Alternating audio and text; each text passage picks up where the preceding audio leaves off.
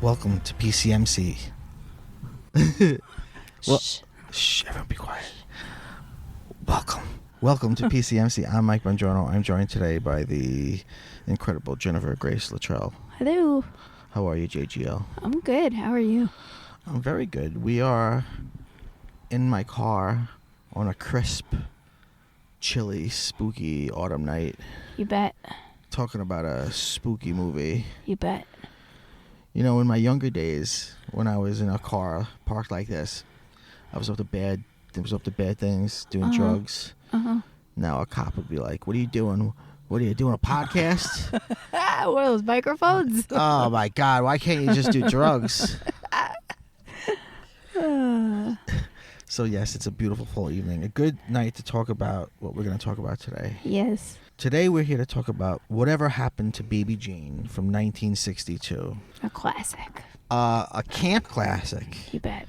So that's our main topic, but we've also been kind of down a weird Baby Jane rabbit hole where we watched Baby Jane, and then we watched the Ryan Murphy show Feud, which was excellent. Yes, there's a new season coming out now, as we record this, but the first season is Joan Crawford and Bette Davis. Yep. And it sort of documents the making of Whatever Happened to Baby Jane, but also a little bit before and after, and how they really hated each other and their crazy dynamic and good. And it's interesting because a lot of what they were dealing with, or at least what they're dealing with in that show, that reflection of them, is stuff that you see in the movie Baby Jane, which is like what happens when you're a star and you get older. Yeah. And people care less. Yep. Especially as a woman. Yeah. So there's a lot of life imitating art, imitating life. And then we also just watched Mommy Dearest. So good. Neither of us had seen it. I saw it. I don't think I had. I would have, if you had asked me before, I would have said yes. But then as we watched it, I was like, maybe not, because I would have told you that the whole movie's about her as a kid, and that's only like half of it. There's a whole second half where she's an adult, and there's other stuff going on. Right. Which actually, I think the back half is not nearly as interesting as the first half. Right. And as much as that will enter our conversation because that is also a camp classic. And of course, if you're not familiar with Mommy Dearest, we should say Mommy Dearest is based on a book written by Joan Crawford's adopted daughter, Christine. Yes, about her being an abusive mother. So that's the connection there. And Faye Dunaway plays Joan Crawford in that. In Feud, it is Jessica Lange playing Joan Crawford and Susan Sarandon playing Bette Davis. Yes. Who just perfection. Incredible. Perfection. Incredible. Get this woman an Oscar. Does she have one? I guess it would be an Emmy. Maybe for Dead Man Walking. Yeah. She might have an Oscar for that. Her an EGOT. Has she? I don't know where she would get a Grammy. I don't know where she would get a Grammy. Some spoken word thing. No, they're great in it. Yeah, they're so good. And actually, I think Ryan Murphy, as much as like he can be very exploitative. You know, he just look at his oeuvre. He's done a lot of crazy shit. Yeah. You know, he just did a Dahmer show that people are kind of unhappy about.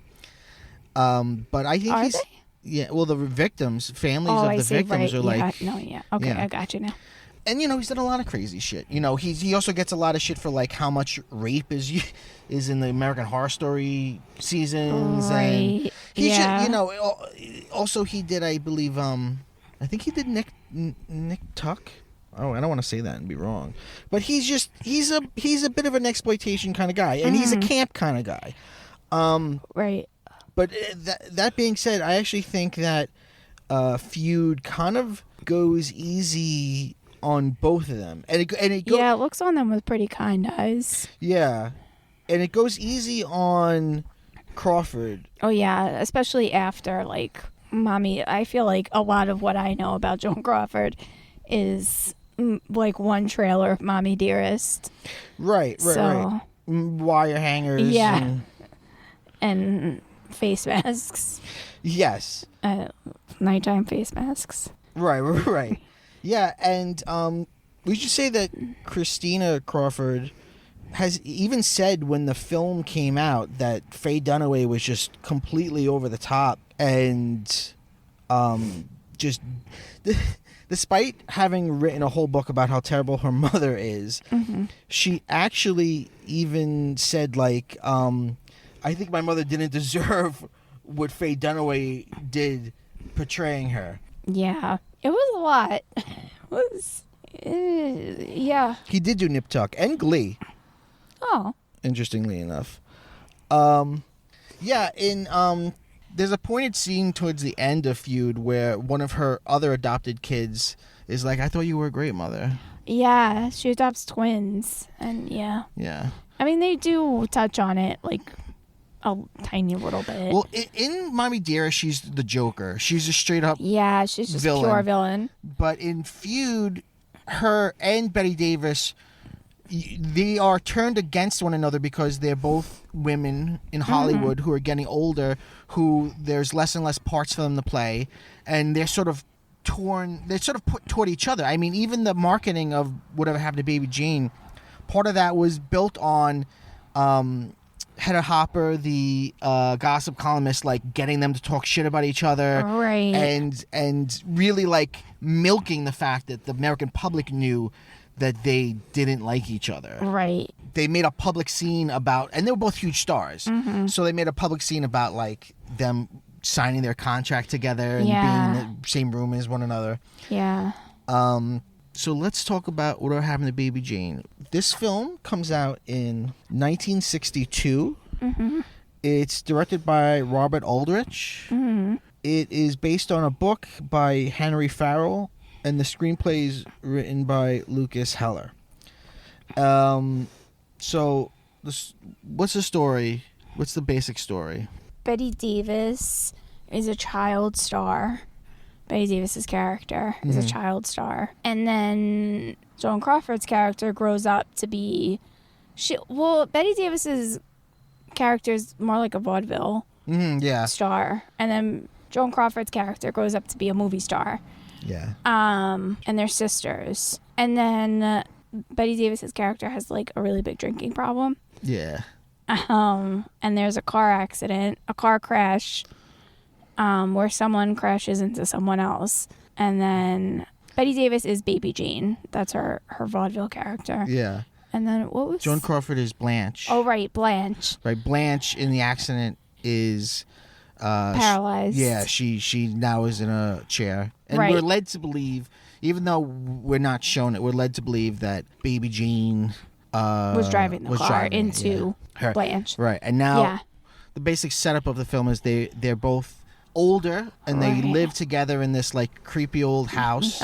There's a lot of Sunset Boulevard in this film. Sunset Boulevard, I think, came out 12 years before it, and there's a lot of similar themes of an older star just sort of sitting around their house, living in the past. Right. Yeah, she's watching one of her movies. Yeah. On TV. Yeah. One of her pictures. It begins in a super weird way where we begin in 1917, where we see Baby Jane played by some little girl. Yep. Pretty well. Like she's basically like Shirley Temple. Yeah. Everyone loves Baby Jane. She's cute and adorable. She does her little dance. Everyone loves her. Right. She sings I've written a letter to Daddy, which is played throughout the film. Right. It actually becomes like her theme. Yeah, like even in like a scary way. Yeah. Which is a weird song because it's about her dad being dead, but her dad's her manager. Right. And he's there. Playing piano, on stage. And Blanche is the older sister, but she's not the star. Right. But it's a little gypsy-esque in the beginning, where the younger sister has the talent and the older sister's kind of just watching. Yeah, I haven't seen Gypsy. It's good. Well, yeah, so it sort of, we skip ahead now to like, I guess, I forget what year that is, but they're both in movies now, but Blanche has become like a legitimate movie star. And Jane, no one cares about anymore, but Blanche is sort of just like bringing her along. Right. She has like, she's in like really high demand and she has a lot of power. So she makes it so that for every movie she makes, they have to make one with Jane. Right, and which is wild. We see like a director and a studio executive sitting in a screening room watching a Baby Jane movie, which looks like, I don't know what film it is, but it looks like Bette Davis. So I'm assuming it's some old film that she actually did, and they're like, man, she sucks. This is terrible. Yeah.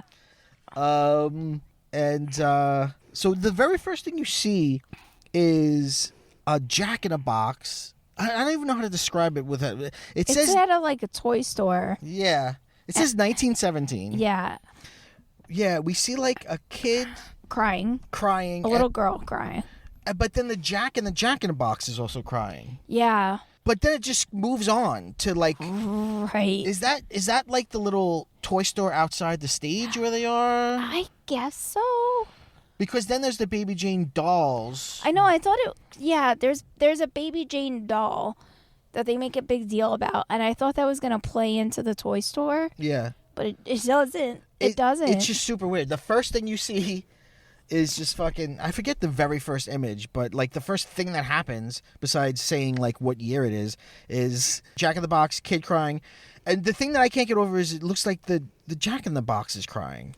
Yeah, it does. There's a tear coming out of the Jack in the Box. And the kid's not near it, so it's not like what she's the fuck crying. is happening? Yeah, I don't know. Everyone loves Baby Jane. She's on stage. Then we see backstage, she's like a little bitch. Yeah, she's like, I want ice cream. And the dad's like, haha. And there's a crowd around, so the dad's like, haha, you don't want people to think you're a bad girl, Jane. Yeah. And then it's perfect camp because there's a lot of funny moments in it that are played straight. Right. Like, I go by the definition of camp from the critic Susan Sontag, where, like, a camp, you can't know it's camp. Mm-hmm. Like, something like Sharknado, to me, whether you like it or not, is not real camp because they're in on the joke. Like, this movie, I think, was trying... I mean, maybe it knows it's being weird, for sure, in its direction. And maybe Bette Davis is just, like, unhinged in her performance. Right. But there's just...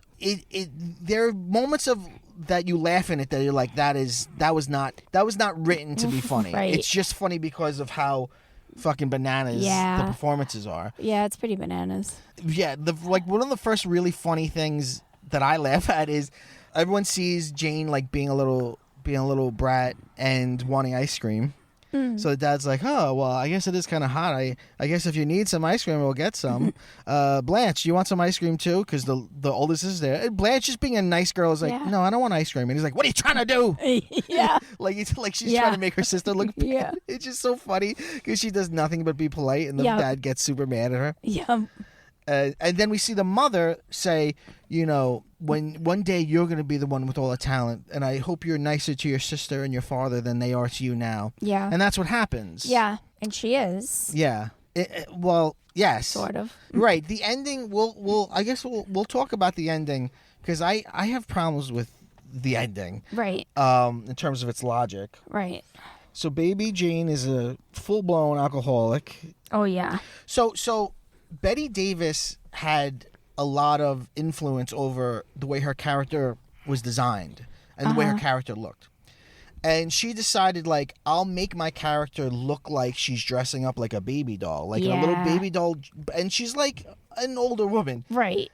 And nothing will make an older woman look ancient than dressing up like a child. Right. It's almost like drag. Yeah. But it's not drag of gender, it's drag of age. It's Right. like, here's an older woman It's so over the top. playing a baby. Yeah, it's so she's like got like white makeup on. Yeah. And what's supposed to be a beauty mark, but it's a heart. Right, shaped like a heart that she draws on herself. And like cute little like Shirley Temple curls, kind of. I mean, Shirley Temple's hair was shorter, but tied back with those kind of, maybe like banana curls. Is that what they're called? She. I mean, imagine the style of a little kid, Right. But a grown ass woman, right? In it. So which is immediately arresting visually. Yeah. And if we're to believe the TV show Feud, right, it's because Joan Crawford was so obsessed with her looks, and she always wanted to look pretty and always wanted to be presentable, despite how her character was supposed to be like sick or in trouble. Right. That Bette Davis was like, well, I'm the real actress, so I'm gonna make myself look fucking ridiculous and horrible. Like in Feud, she comes out of the dressing room dressed like Baby Jane, and everyone's like, "Is she fucking serious?" Yeah. It is bold and wild. Yeah. I actually think if not for Bette Davis's performance, this would be a pretty forgotten movie. I think she's what elevates it to that next level of, this is something interesting to be remembered. Right. Because she just plays it full bananas. Yeah. And she seems to kind of go through two different characters. Like, sometimes she's like, I'm a little baby. Right. Which is itself creepy. Like, hi. Yeah. Oh, daddy. Like, she's like, hi, everyone will be nice to me. And it's like, it's so creepy to hear her talk that way. But You know what it reminds... Oh, well, go ahead. And then I'll tell you. Well, then the other thing is bratty little kid. Yeah. It's both little kids, but it was like, yeah, Blanche, what do you mean? Yeah. You're in that chair. Like, it's not just that she's mean. She's like, the way she like throws her arms and body around. Yeah. She's either like having a tantrum or trying to get someone to like her. Yeah. Well, but the getting someone to like her reminds me very much of Gypsy Rose and her situation in the documentary Mommy, Dead and Dearest. Yes. Because if you watch her, which I don't know how much psychology they did on this, but whenever Jane feels like she's in trouble, she reverts back to like sweet baby. Yeah. And whenever Gypsy Rose, like, there's a point in the documentary, which this is a real person based on real things, but there's a point in the documentary where her dad comes and she's like trying to get him to take her home and like away from jail, and she just like fully reverts back to like her like baby kind of voice. Yeah. That she used to have to use with her mom, which was, I mean, it's a really sad situation, but... And it might be confusing to the listeners because we were talking about Gypsy and we're talking about Mommy Dearest. Now we're talking about Gypsy Rose, a real person, and a documentary about her. Called Mommy, Dead and Dearest. Mommy, Dead and Dearest. Gypsy Rose was a woman whose mother had Munchausen's by proxy. So the mother... made her child sick. She had a perfectly healthy child. Right. And like got the child like trips almost to like Disney famous. The child thought that the medicine was helping her, but the medicine was hurting her. And she was so emaciated, like you would look at her and think, oh, she's 12, but she was like 18 or something. Right. And then Gypsy Rose finds a boyfriend online, and the boyfriend and her, or I forget exactly what happens. Yeah. They kill the mother. Yeah. Or she gets a boyfriend to kill eventually the mother. She finds out that everything's been a lie. Right. And she's healthy, and the boyfriend has obviously some mental illness. Right. But she gets... because she's so abused and she's so restricted. Yeah, the documentary... It's a real sad story. It's sad all the way around. But I just thought it was interesting that, like... Right. I'll play baby. You will revert back to what you think will help you. Right. Well, I think, actually, throughout whatever happened to Baby Jane, she, more and more as the movie goes on, she's reverting back. To, like, the very, very end, she's just like a child she's just again. She's like... asking for ice cream, then walking away without paying for it. Just like she has no fucking clue what's going on. She's not in the present. Yeah. They actually made a narrative show about Gypsy Rose, about what was it called? The Act? Oh, The Act. That was good. Right, where the what was it? The mother was played by Patricia Arquette. Yes. The whole story there, it's a sad but interesting story. If you're into true crime, it's interesting. The whole thing there is you kind of have to think about, like, it makes you think about, is it ever right to murder somebody? Right. Like this, like if you're a child who has been tortured your whole life because your parent had Munchausen's by proxy, if you kill your parent, you know, right. She is in jail though, right? I don't know if she still is, but she was. She was arrested. And then she tried to, like, just get the boyfriend arrested. Try to turn on him. Right. Yeah. Right. So when we get to the present day, although it actually says yesterday. I know. Like, this all happened yesterday. Yeah, I guess that's like... Because it says 1917. Right. And then it says, like, 1935. And then yesterday. Right. But actually, before we go into the house to meet them as adults, you meet the neighbors. Yeah. And the neighbors are a kind of, like, almost like sitcom... Yeah. Like, regular, quote-unquote... like family. Right. It's just a mother and daughter. That's all you see. And like a teenage daughter. Right. The teenage daughter is played by Bette Davis's daughter. Yeah. And she's not doing a great job. Yeah, and in Feud, they talk about it, how she got her the job. And she almost is like, I don't know if she does or not. She's like, she could use her a different name. Yeah. Like, she was like so embarrassed by how bad her daughter is. Yeah. And it's Kiernan, what's her name? It's the girl that plays Sabrina in the new Chilling Adventures of Sabrina. Oh, I was right. Kiernan Shipka.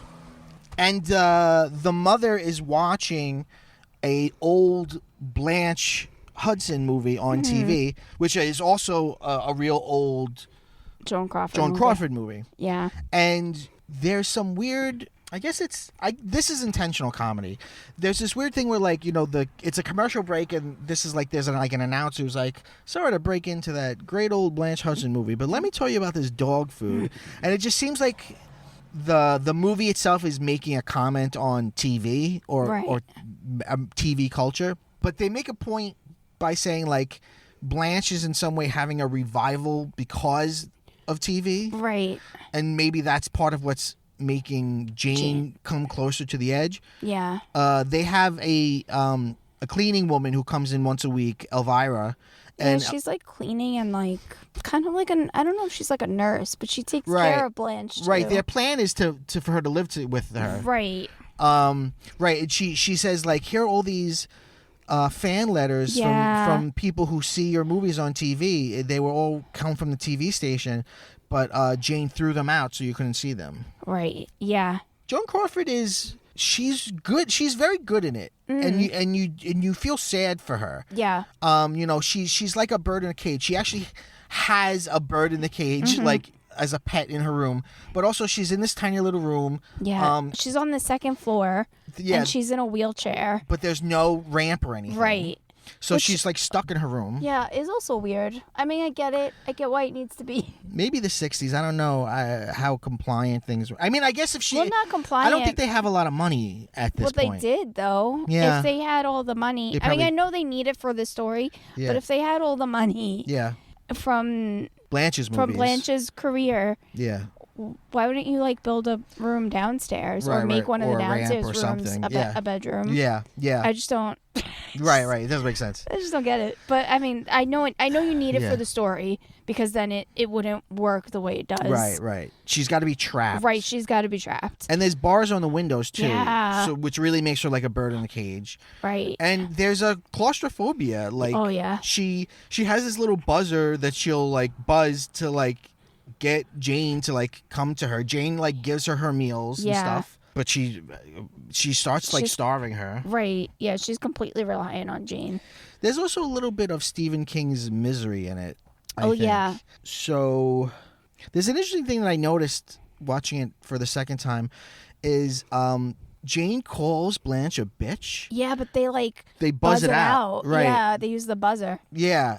But you see her lips clearly say bitch, which is interesting. This movie, I for the time it was came out, it's considered like a horror movie. Although by our contemporary horror standards, I think we would see it more as like a sort of like Psychological a dark thriller. psychological thriller or dark satire or something like that. So there's this great thing they do in the soundtrack where if anything kooky happens, you hear like this twinkling, like, and it's to the tune of "I've Written a Letter to Daddy." Yeah. It's like Yeah.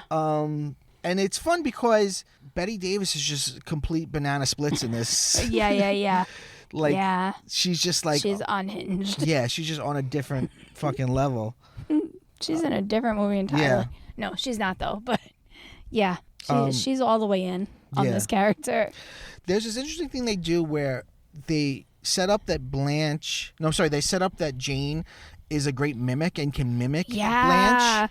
But when she does Blanche's voice, it's actually Joan Crawford's voice. Right. So she's just lip syncing the actual actor's voice, and it's just one of many uncanny things in this movie that's just like it's unsettlingly weird. Yeah. So we learn that Blanche wants to sell the house. Yep. And move away from Jane and live with Elvira. Right. And put Jane, I assume, in some sort of like asylum. Something like that. For the time. Yeah. Do you know what I mean? Yeah. Like, they never say it. They always say they want her to go with the doctor. Right. Or to go to a place where she'll be taken care of. Right. I assume that means. Right. Yeah. Right. Not particularly great, but. Yeah. Blanche keeps talking about her doctor, Dr. Shelby. Yeah. And she wants to talk to Dr. Shelby, and Dr. Shelby will explain it to Jane. And, right. And she talks about how Jane's getting worse, but like you said to me when we were watching it for the second time, do they mean in terms of her mental health or her alcoholism? Right. But they say she's sick. Right. She's sick. Elvira's like, she's sick. She needs help. She's sick. And that's when I was like, are they talking about alcoholism? Because that's pretty aggressive. But I mean, mental health too, I think would be. She's like wildly alcoholic. Oh yeah. Like, she calls the grocery store to get a delivery, and she's like, "I like some booze, please." Yeah. And they're like, "Sorry, your sister told us we can't sell you anymore." And she's like, "Oh, let me go get my sister." And then she does the voice. Yeah. And she's like.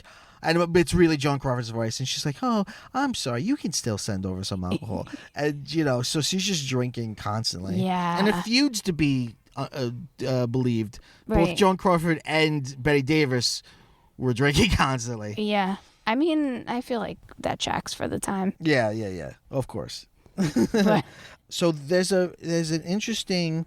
So we see Jane downstairs, and she's just like they have a little like rehearsal practice room that has like one of those bars that like you see in like ballet bars. Yeah. And like a mirror.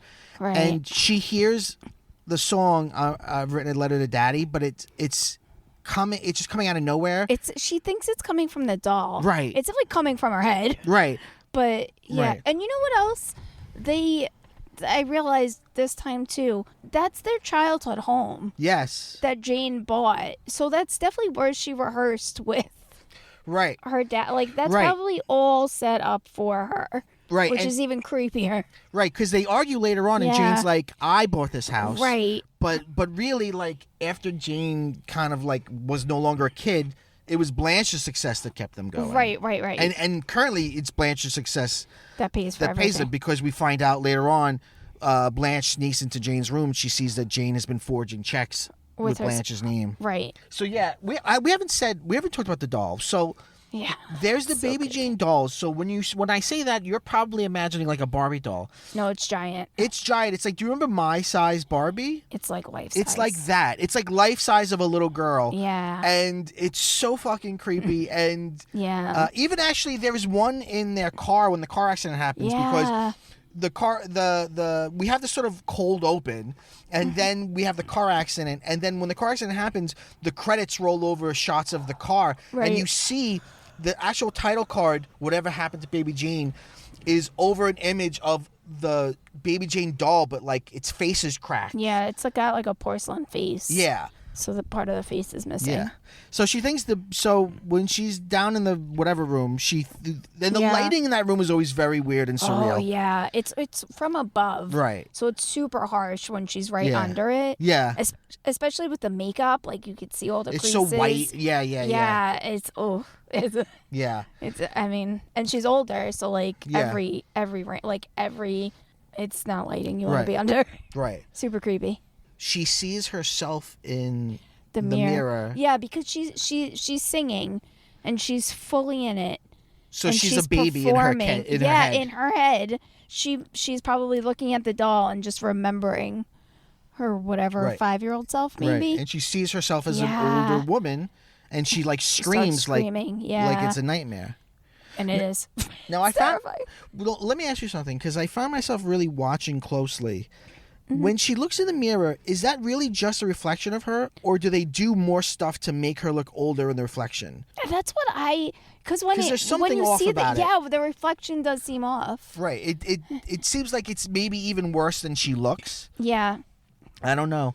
It's there's a dreamlike quality to it. Mm-hmm. We should say the film is in black and white. Oh yeah. And that's a choice for the 60s, and it fits for this movie. Right. It also is. It has a sort of film noir kind of look to it. It's very high contrast lighting, meaning like the brights are very, very bright, but then the darks are sometimes completely pitch, and you don't see what's going on in it. So in any scene in that like rehearsal room is like you've got that bright light on her, and then and it's almost like this is her imagination. This is the stage in her mind that she's always on. Right. Yeah. Even when she performs in that room later for Mr. Flagg. Yeah. Like the camera's low. It looks like an audience member looking up at her on stage. Yeah. With the lights, with like the old timey bulbs that would be at the end of the stage. Right. Yeah. It's So there's a tense scene where Blanche like writes a letter to the neighbor like, help me, because Jane takes the phone off the hook. Everything begins to escalate quickly when the first big thing that she does though is she cooks the bird that Blanche has as a pet. Right, because she hears them talking about her. Yes. And she serves it to her. Right. And that's like a big moment because it's a pretty scary moment. Oh yeah, she serves her dinner with like the and she says the bird flied out the window. Right. Yeah. Which I wonder if she was just saving it for a time where she was mad at her. Probably, right?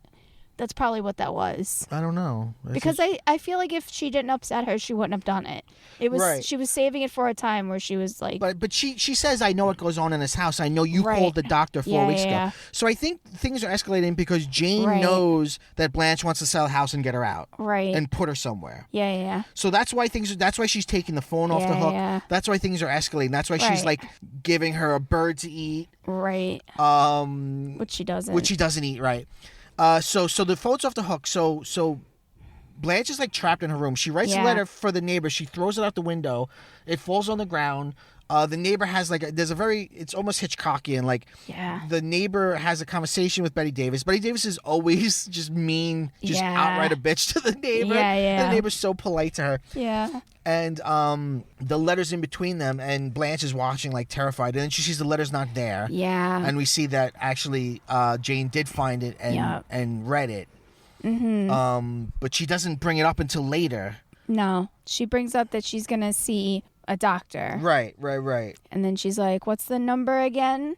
Right. She pulls it out of her shirt. Yeah. Or her dress. Pulls it out of her boobies. Yeah. Yeah. Because the number was written on the paper. Yeah. And it's like some old-timey, right. type of number. Klondike 5. Yeah. 6-2. Yeah.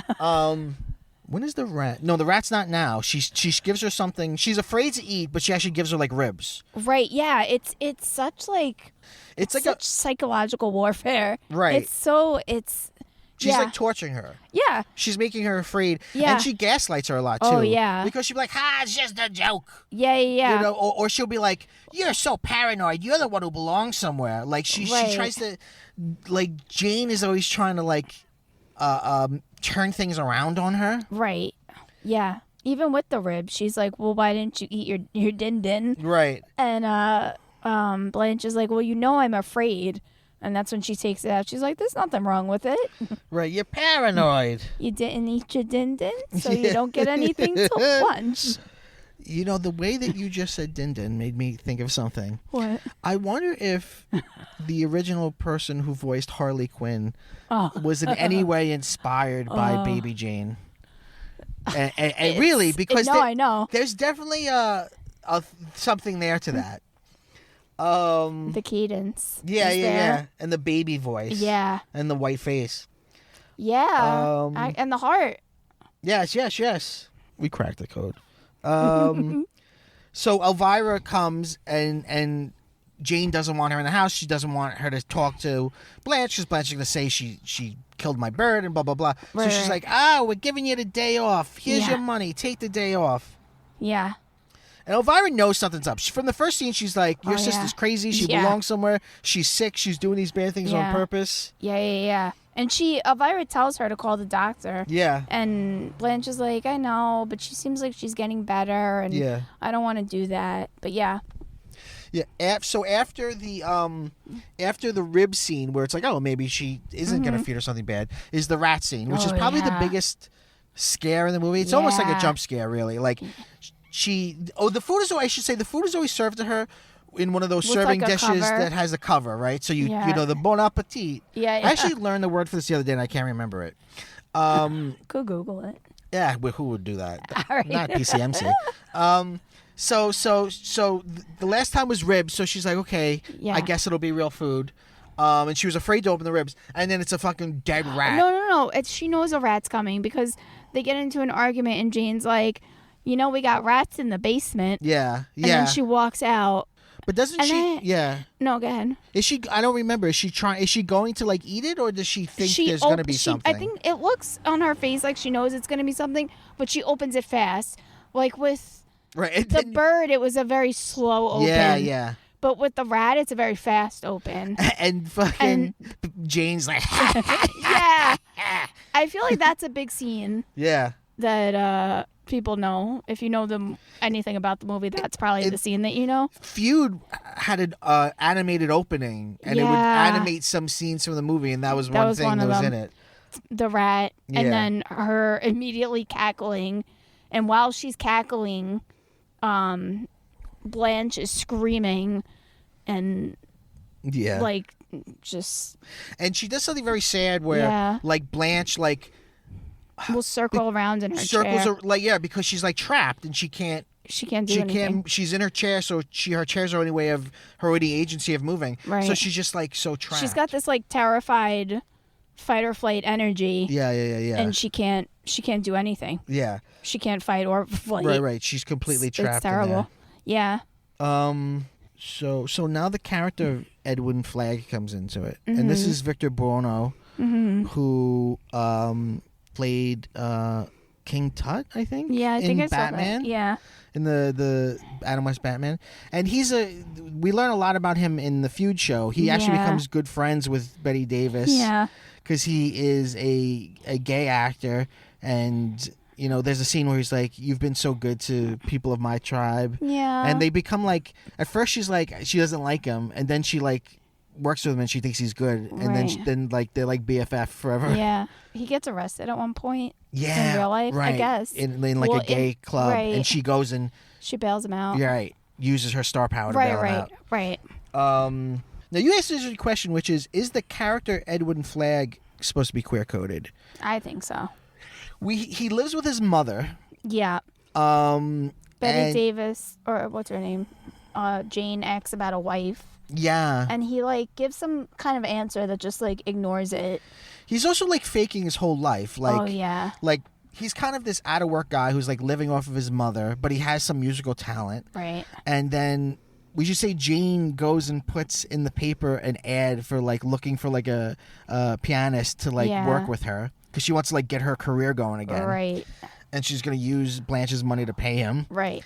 And so he needs the money, so he has his mother call pretending to be his secretary. And his mother's English and speaks with an English accent, but he doesn't. But when he shows up at Jane and Blanche's house, he's using an English accent, and he's pretending like he's this big shot, and he has students in a school where he teaches, but he really just needs the money desperately. Right. So they're both like pretending to be things they're not. Yeah. So Blanche, every time Jane leaves, Blanche is like trying to get right help or get out. So Jane leaves, and Blanche is like, I'm gonna try to go downstairs. So she leaves her wheelchair at the top of the stairs, and she uses her upper body strength, her arms and the banister to try to like get downstairs. Yeah. And she finally gets to the bottom of the stairs. She falls down. She crawls over to the phone and calls the doctor. But then, terrifyingly, Jane comes in and catches her. Yeah. And does the voice of her again, and it's like, don't worry, doctor, you don't have to come over. Right. And then kicks the shit out of her. Yeah. And if Feud is to be believed, in that scene, she really kicks her. Well, she's really, when they're filming that scene, she's kicking her. Right. Because if Feud's to be believed, right, she does something clever, which is when they're doing the coverage of her, the shots of her just kicking a doll. Yeah. She's going crazy aggressive. Right. And you see Joan Crawford like, why is she going so hard? Yeah. And it's because she she's has an old... to match it. Right. She's an old movie star. She knows what to do. Right. So she knows, like, when they have to film her on the with Joan Crawford on the floor, she has to really kick the shit out of her. Yeah. I mean, who knows who knows how much is Ryan Murphy? Who knows how much is just legend? Right. Of all this stuff. Right. So Elvira comes back.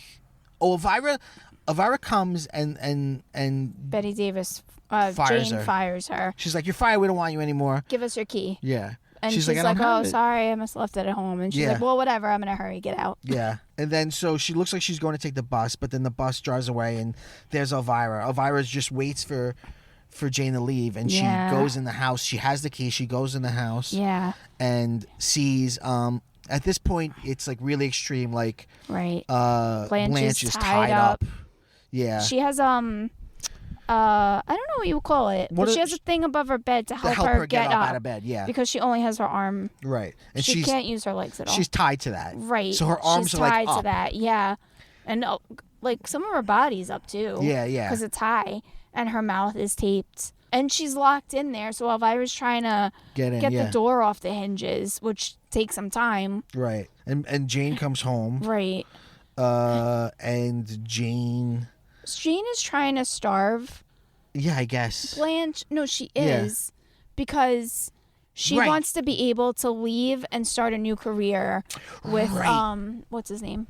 Edwin. Right, Flagg. Edwin. Right, because she says... Right. She has a family matter, but in a week that should be taken care of. Yeah. Right, you're right. Right. So she's trying to starve her. Right. And yikes.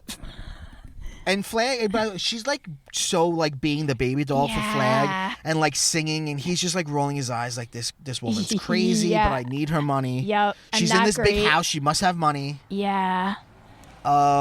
She sings I've written a letter for Daddy, but it's Bette Davis singing it, and she's just like so fucking unhinged. Yeah. It's insane. Yeah. It's amazing. It's incredible. Yeah.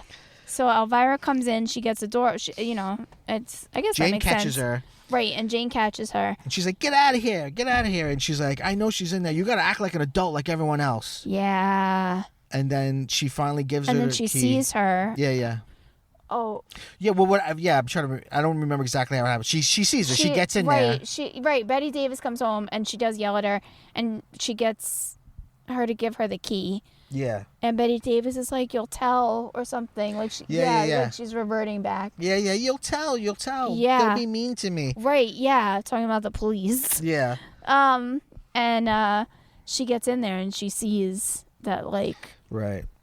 You know, she's tied up and she's really, really sick. Yeah. And Jane comes up behind her with the axe that... The hammer. Oh, the hammer that she was just using to try to get the hinges out. Yeah. And kills Elvira. Although it's not... You don't see it, You don't really. see it at all. But she has murdered somebody at this point. Yeah. And now she's just... any like semblance of like sanity is gone. Right, yeah, it's all gone. Because like she's got like Blanche tied up, but she'll like go to Blanche and be like, you need to help me. Right, like what am I gonna do? And she's like starving to death. Yeah. So Edwin comes to the house, but Jane has just killed somebody, so she can't let him in. Right. Because she's got a body to get rid of. Right. So he's like, fuck this. He leaves and goes and gets drunk. Yeah. He comes back drunk with the cops. The cops, Yeah. she answers the door and it's the cops, and she's like, oh, fuck. But the cops are like, this guy says he knows you. Yeah. And they just bring him in, and he's just drunk. Yeah. And they go in the kitchen. She gives him a baby Jane doll, and he's Yeah. like, this is weird. Yeah. She puts it on his lap. Yeah. And he gets in Blanche's wheelchair and like... Yeah, puts a scarf over his head. And it's like... But he like pulls an ET because Yeah. the doll's in front of him. He's just being crazy now. Yeah. And he's like, now that he's drunk, so like any pretense is like kind of like dropping. Yeah. Oh, she knows that he's there. Oh, Blanche knows that someone's in the house. Right. So she uses she gets one of her arms free, and she uses her strength to knock over a lamp. Right. Because So he hears it. Yeah. Right, because Jane is downstairs. And so she's who removed would the be buzzer. upstairs? Yeah, and she's removed the buzzer. Yeah. Yeah. So he runs up, sees it, and then he runs out, and she's like, he's gonna. Oh wait, she goes, he hates me. He hates me. And then she's like, he's gonna tell. Yeah. She, like her eyes get really wide. Yeah. Like she realized that it just switched from losing a friend to I'm in trouble for I'm murder in trouble. Now. Yeah. Yeah. And she's like, and then she's like, Blanche, what are we gonna do? Yeah, you have to help me. Yeah.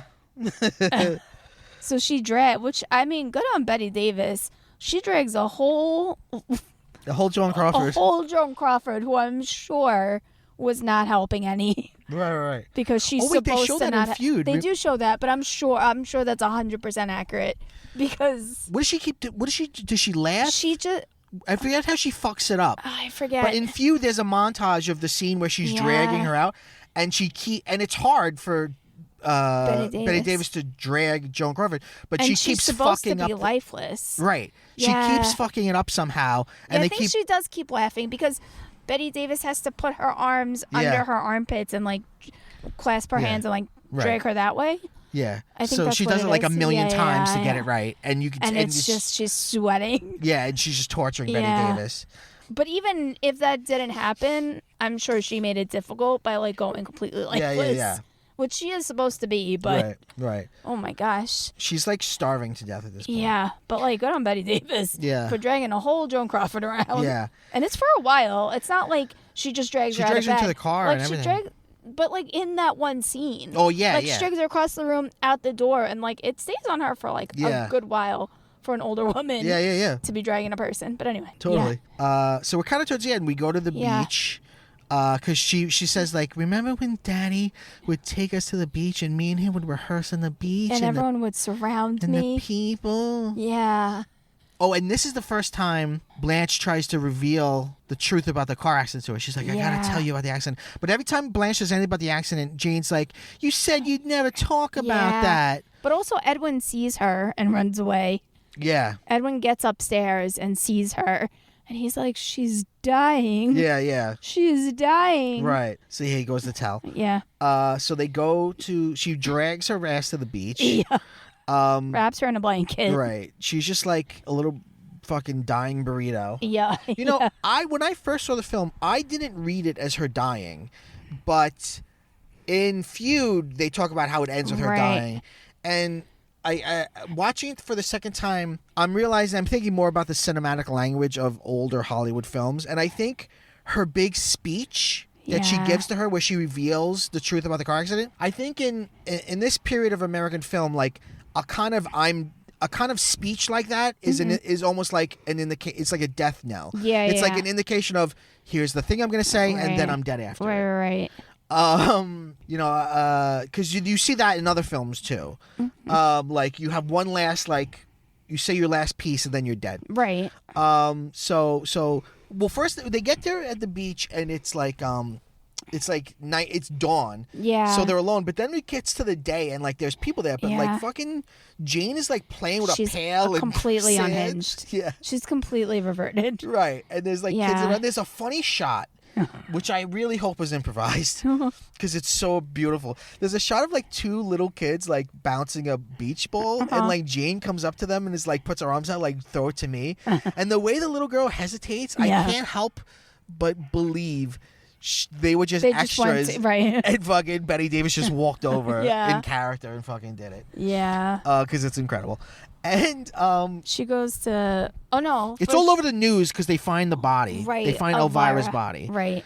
And so it's like, and it's also old Hollywood legend that Jane tried to kill her sister. Right. Right. Yeah. So they're on the beach. And Joan Joan Blanche, Crawford. yeah, gives her a big speech about what happened with the car accident. Right. That she was the one who was driving the car because Jane was so drunk and she was being really mean to her at the party and saying all these terrible things. Yeah. And Jane got out to open the gate and Blanche tried to drive the car into her. Tried to kill her. Right. Well, I guess you're driving a car and somebody tried to kill them. But Blanche saw it and jumped out of the way. There's some music playing. Sorry. There's I some thought it music was someone playing in the singing. I night. was like, wow, it's creepy. Yeah, so she tries to drive the car into her and Blanche jumps and Jane jumps out of the way. And within the acts of her hitting the fence with the car, Blanche that's how gets paralyzed. Yeah, she paralyzed as herself. the driver. Yeah, right, kind of. And Jane's drunk, so Jane doesn't know what's happening. Yeah, she so runs she away. runs away and is caught in like a hotel with a guy. With a fella. So she don't know what's going on. And Right. Blanche like crawls outside in Yeah. front of the car to make it look like it was Jane. Right. Okay. So how do you feel about Well, this reveal? I told you at first, I thought it was just like one, because again, I guess I didn't read it as her dying. I thought it was like one desperate, or no, I knew she was dying. I didn't realize she died after.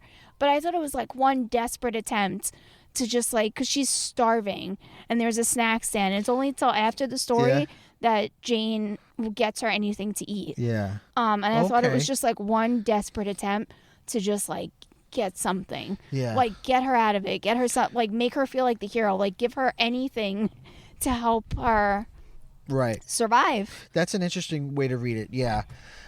My feelings about it, well, obviously it's true, right? But my feelings about it are, is it a good reveal? Because the point of a reveal, right, is it's supposed to make you look at everything else that's happened in a different light. And I suppose it does, right? But it's not like suddenly you feel like, oh no, Blanche is the bad guy and Jane is the good guy. Right. Jane still just spent 2 hours torturing her sister and starving her. So Yeah. it's not. It has you do have an oh fuck moment, like, oh wow. Yeah. Like it is a reveal, but then it doesn't amount to a lot, I don't feel. Like I Right, feel like you that's- don't even need it, really. Right. Yeah. And it makes you feel more like, I mean, it makes things make more sense. Like maybe that's why she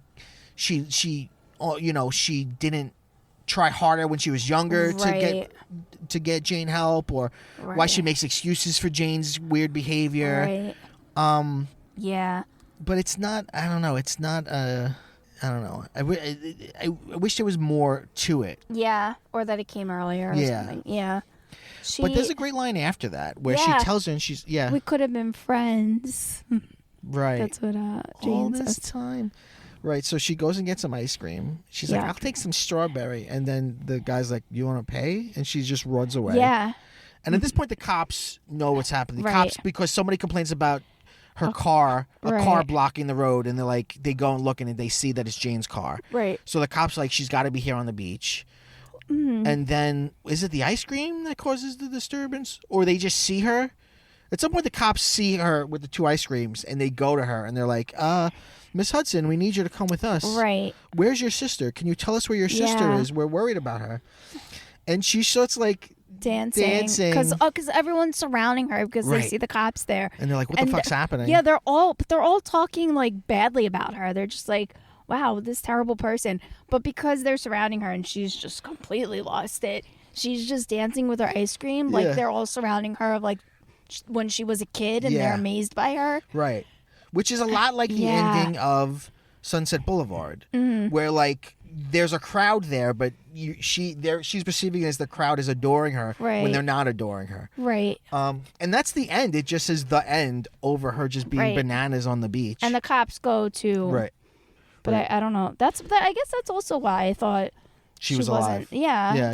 Yeah. Like, okay, they're going to save her now. Yeah. But I guess she died. Yeah, it's a wild, fun, funny, weird movie. And Yeah. if you haven't seen it, you should see it. It's good. And I would also say see Feud. Feud's really good. Feud is great. The director, Robert Aldrich, is also a big character in the show, and he's played by Alfred Molina, who's incredible.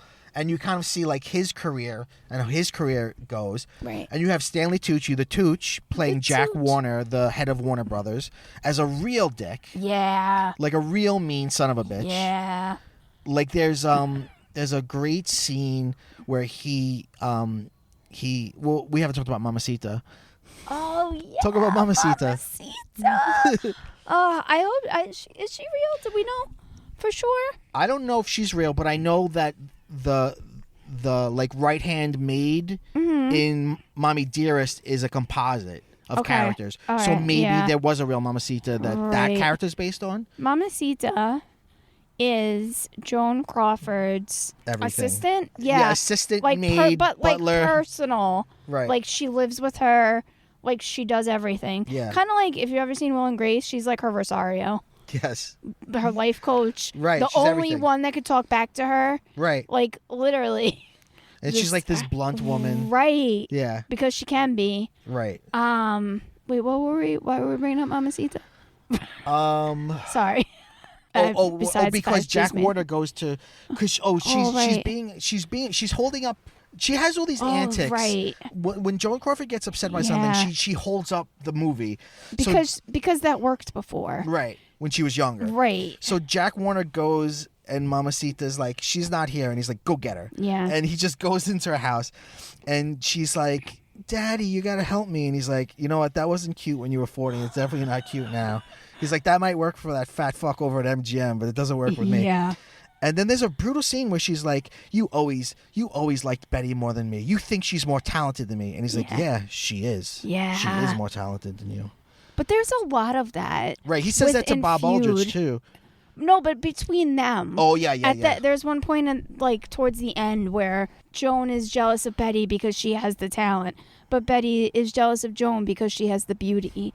Right. And it's just like that's what they've been basing. I mean, I don't know if that's true. And that's where they're turned against but like each other. that, yeah, that's the big point of their feud. Yeah, Bette tells the story where she's like, I won in this audition, and I could hear when I left, I could hear them talking, and I could hear them say, she's a good actress, but she doesn't look great. I wish she looked more like Joan Crawford. Yeah. And then there's the scene, who knows if it ever happened, there's the scene where they're on the set of the second movie they were starting to make together. Joan Crawford ended up not finishing, and they filmed it with someone else, where they're arguing, and she's like, Bette Davis says, what's it feel like to be the most beautiful girl in the world? And she goes, great, but it was never enough. And then she says, what does it feel like to be the best actress in the world? And she goes, great, but never enough. Yeah. It was Hush Hush Sweet Charlotte. Which the working title was Whatever Happened to Cousin Charlotte. Yeah. And they were like, you got to change this fucking thing. It was meant to be like, because no one thought it would be a hit. Right. It was this little like scary movie, and it becomes a huge hit. Yeah. That like Bette Davis is nominated for an Oscar, and Joan Crawford is not nominated. Yeah. And Joan Crawford sabotages. And does not take it well. Right. Yeah. Yeah. And the ending episode very sad. Is very, very sad. Yeah. The show really looked on, especially Joan Crawford, but both of them with like. It almost makes it like the opposite of Baby Jane, because Bette Davis is the better person. Right. But also Joan Crawford is just like such a sad person. Everything is so out of just freaking desperation. Sad. It's so freaking sad. She only has Mamacita. Yeah. I mean, she has her twins, I guess, but like really, she only has Mamacita. But all her kids are kind of adults. Yeah, they're all older. Yeah. And she doesn't even have money. Like the Pepsi money's like gone. Right. Yeah. She married a really wealthy guy. Yeah. Who owned Pepsi? He was really big with Pepsi. Yeah. So Pepsi was like her big thing. So a bunch of times in it, she says Pepsi Cola. Yeah. Well, it's have a nice, refreshing Pepsi Cola. And then fucking Bette Davis brings like Coca-Cola Coke machines onto the fucking set and gives people Coke just to fuck with her. It's incredible. So good. But yeah, towards the end, twice. Yeah. One time I forget why, she throws something at Mama Z. She's like having a full tantrum. Right. About something. Because when something goes wrong, she just flips out like a child. She's more like Jane in real life. Right. She throws something and I don't know if she throws it at Mamacita, but she's just throwing things. Probably throwing at her. Yeah. But misses. And Mamacita's like, the next time you throw something at me, I'm leaving you. And then she does it again in the hospital, which is so freaking sad. In the hospital, when she's like trying to convince Warner Brothers that, to see things her way. And it fails. They just replace her. Yeah, and there's a big thing. Right, she hears on the radio they've replaced her with another actress. And she throws something at Mamacita, and in the hospital, Mamacita's like, I'm out. That's it. I'm done. And she's like, but I have no one. Yeah. And she follows her into the hall, and she's like, you did this to yourself. Mamacita says that's her. And then Joan Crawford just like, she needs like an one of those like things where you like need. But she's not even really sick. She's in there she's as not a tactic. Really sick, but after Mamacita leaves her, she must have like some crazy panic attack. Well, they're both chain smokers. Right. And you see as they, like, in the last episode, you see Joan Crawford is like spitting up blood. Yeah.